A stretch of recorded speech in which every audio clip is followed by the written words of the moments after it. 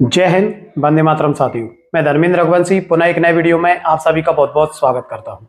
साथियों, डीपीआई ने शिक्षकों की उच्च पद प्रभार प्रक्रिया को लेकर हाल ही में नवीन दिशा निर्देश जारी किए हैं और ऐसे पात्र शिक्षक जिनका नाम वरिष्ठता सूची में नहीं था और जो काउंसलिंग प्रक्रिया में हिस्सा नहीं ले पाए हैं, उनके लिए आवश्यक समय सारणी जारी कर दी है।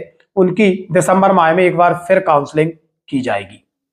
अब साथियों, जैसे ही नवीन दिशा निर्देश जारी हुए, शिक्षकों के लगातार इस चीज को लेकर प्रश्न भी आ रहे हैं। साथियों, वीडियो में शिक्षकों के द्वारा जो प्रश्न पूछे गए हैं उन पर ही हम चर्चा करने वाले हैं।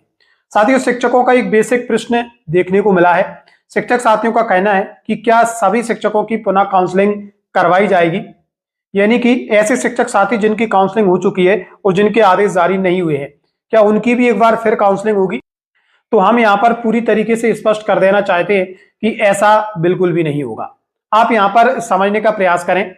काउंसलिंग केवल उन्हीं शिक्षकों की होगी, जैसे मान लीजिए कोई ऐसे शिक्षक साथी जिनका की वरिष्ठता सूची में नाम नहीं था या फिर वरिष्ठता सूची में नाम था और उनसे निचले क्रम के शिक्षक साथी को काउंसलिंग प्रक्रिया में बुलाया गया, उन्हें उच्च पद प्रभार मिल गया है और किसी कारणवश संबंधित शिक्षक को उच्च पद प्रभार नहीं मिला है या वह पात्र थे, उनकी वरिष्ठता काफी ज्यादा थी और वरिष्ठता सूची में उनका नाम किसी कारण से नहीं जुड़ पाया है, तो ऐसे पात्र शिक्षकों की सबसे पहले वरिष्ठता सूची में नाम जोड़ा जाएगा। नाम जोड़ने के बाद उनकी उच्च पद प्रभार के लिए काउंसलिंग करवाई जाएगी। हालांकि डीपीआई ने जब भी निर्देश जारी किए हैं उनमें स्पष्ट किया था कि हमारा प्रयास ये रहेगा जितने भी पात्र लोक सेवक हैं, यानी कि शिक्षक साथी हैं, उन सभी को उच्च पद प्रभार मिल सके।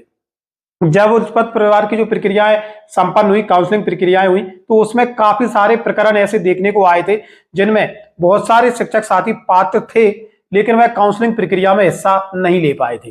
पात्र थे लेकिन काउंसलिंग में हिस्सा उन्होंने किसी कारणवश नहीं ले पाया था। किसी का मान लीजिए सब्जेक्ट गलत चढ़ा था, किसी का वरिष्ठता सूची में जो अंतिम वरिष्ठता सूची है उसमें नाम ही नहीं था। तो ऐसी कई विसंगतियां थी जिसके चलते शिक्षकों ने माननीय उच्चतम न्यायालय का दरवाजा खटखटाया। वहां से डीपीआई को निर्देशित किया गया और डीपीआई ने पुनः एक रीशेड्यूल जारी किया है जिसमें केवल वही शिक्षक साथी जो पात्र थे और वरिष्ठता सूची में उनका नाम छूट गया था, केवल उन्हीं शिक्षकों का नाम सबसे पहले वरिष्ठता सूची में जोड़ा जाएगा। उसके बाद में उनकी एक बार फिर काउंसलिंग करवाई जाएगी।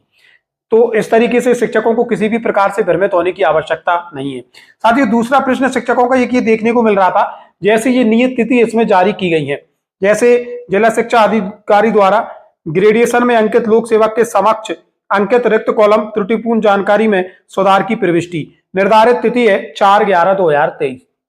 तो क्या केवल 4/11/2023 को ही इसमें सुधार किया जाएगा? बहुत सारे शिक्षकों ने इस तरीके का प्रश्न पूछा है और मार्गदर्शन भी चाहा है। तो हम यहाँ पर स्पष्ट करना चाहेंगे, आप 4 तारीख से पहले भी अपने जिला शिक्षा कार्यालय में संपर्क कर लें। यदि वरिष्ठता सूची में आपका नाम नहीं था और आप काउंसलिंग के लिए पात्र थे तो आप 4 से पहले ही अपने जिला शिक्षा कार्यालय में संपर्क कर लें और जो वांछित सुधार आप करवाना चाहते हैं उनकी पूर्ति आप 4/11/2023 तक आवश्यक रूप से करवा लें। तो जो भी इसमें समय सारणी दी हुई है उस समय सारणी तक ये कार्य पूर्ण होने ही है। ग्रेजुएशन में छूटे हुए लोक सेवकों के नाम जिला शिक्षा अधिकारी के स्तर से जोड़ना, ये कार्य भी 4/11/23 तक ही पूर्ण किया जाना है। अब 7/11/23 को अंतिम ग्रेजुएशन लिस्ट जारी कर दी जाएंगी प्रत्येक जिले से। 25/11/23 तक ग्रेजुएशन लिस्ट के आधार पर दावे आपत्ति हेतु अभ्यावेदन प्राप्त करना। तो 7 को जब अंतिम ग्रेजुएशन लिस्ट जारी हो जाएगी तो केवल 25 को ही जो है दावे आपत्ति प्राप्त नहीं किए जाएंगे, आप 7 से 25 तक में, क्योंकि 7 को जब ग्रेजुएशन सूची जारी होगी तो आपके पास 25 तारीख तक का समय रहेगा दावे आपत्ति दर्ज कराने का, क्योंकि जैसे ही अंतिम सूची जारी होगी आपको पता चल जाएगा कि उसमें कोई त्रुटि है या नहीं है। यदि कोई त्रुटि है तो 25/11/23 तक आप दावे आपत्ति दर्ज करा पाएंगे। उसके बाद में अभ्यावेदनों का जो निराकरण है वो 5/12/23 तक हो जाएगा। 25 को जब आप आपत्ति दर्ज कराएंगे उसके बाद 5 दिसंबर तक आपकी जो आपत्ति उनका निराकरण हो जाएगा और अंतिम ग्रेजुएशन लिस्ट एक बार फिर जारी हो जाएगी 15/12/2023 तक। इस तरीके से ये पूरी प्रक्रिया रहने वाली है। उसके बाद में आपकी काउंसलिंग प्रक्रिया होगी और आपके उच्च पद प्रभार के आदेश जारी कर दिए जाएंगे। तो साथियों, ये कुछ प्रश्न शिक्षकों के थे, सोचा वीडियो के माध्यम से शिक्षकों के इस कंफ्यूजन को दूर किया जाए। साथियों, ये था आज का महत्वपूर्ण अपडेट। मिलेंगे जल्दी नए अपडेट एवं नए टॉपिक के साथ, तब तक के लिए जय हिंद, जय भारत मित्रों।